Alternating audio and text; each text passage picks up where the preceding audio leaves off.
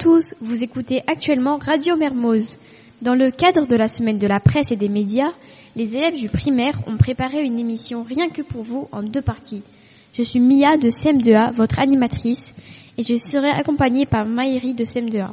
Dans cette première partie, nous allons accueillir des élèves de grande section, de CPA et de CE2B, ainsi que des élèves de langue arabe. Je laisse tout d'abord la parole à la classe de CPA avec leur merveilleuse maîtresse, Madame Coutois. Le renard est un mammifère. Il est de la famille des canidés. Il est le plus souvent roux. Le renard glapit ou aboie. Il a des oreilles dressées, un museau allongé et une longue queue. Il mesure 1 mètre. Il pèse environ 8 kilos. Le renard vit partout. À la montagne, à la campagne, sur la côte ou en ville.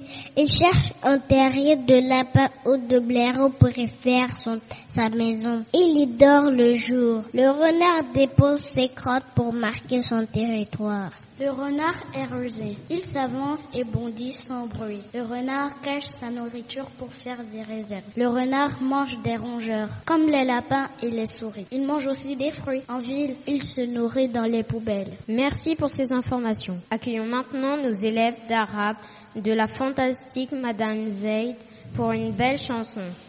أمي أغلى الناس تسكن دوما في إحساسي أمي أغلى الناس تسكن دوما في إحساسي هي تحميني أمي وتغذيني أمي وتعلمني حب الناس أمي أغلى الناس تسكن دوما في إحساسي أمي أغلى الناس تسكن دوما في إحساسي هي تحميني أمي وتغذيني أمي وتعلمني حب الناس أمي شكرا.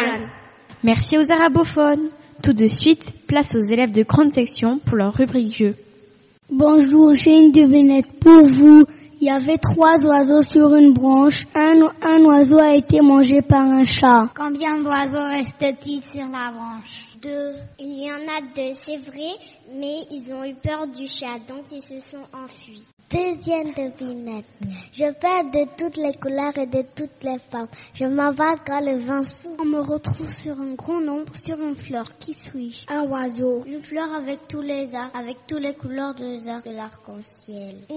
La réponse, c'est pétale. C'est de toutes les couleurs et de toutes les formes. Merci à nos grands de la maternelle et à leur bibliothécaire, Madame Pélagie. Pour terminer, la parole est à la classe de CE2B et à leur super maîtresse, Madame Kojok. Avec le stylo Stylax, embellissez votre cahier et faites voler le papier. C'est quoi une pandémie? C'est quoi une pandémie? Nous nous sommes transformés le temps d'une question en reporter et nous avons posé ces questions aux collégiens et aux lycéens du lycée international Jean Mermoz. Voici quelques réponses, écoutons-les. Bonjour. Bonjour. Comment vous appelez-vous? Je m'appelle Action Oulaï. En quelle classe vous êtes? En terminale B. C'est quoi une pandémie? Une pandémie, c'est comme un virus qui se répand dans le monde. Par exemple, comme le coronavirus qui s'est répandu dans tout le monde. Ils ont raison. Quand une maladie frappe la population d'une région, d'un pays ou d'une zone précise, on parle alors d'une épidémie. Mais si elle se propage aux habitants d'un continent, voire du monde entier, c'est une pandémie. Une pandémie, c'est la diffusion d'une maladie chez un très grand nombre de personnes. Qui sont les responsables de ces maladies? Les responsables de ces maladies sont des bactéries pour la peste et le choléra et des virus pour la grippe, le sida et la Covid-19. Des pandémies marquent l'histoire de l'humanité. Au Moyen-Âge, la peste noire a tué 1 Européen sur 3 en 5 ans. Il y a 100 ans, la grippe espagnole a fait 50 millions de morts dans le monde. Depuis 1981, Le virus du sida a tué 36 millions de personnes. Comment ces maladies disparaissent-elles? Au siècle dernier, le virus de la variole a fait des millions de victimes. Heureusement, un vaccin a été mis au point.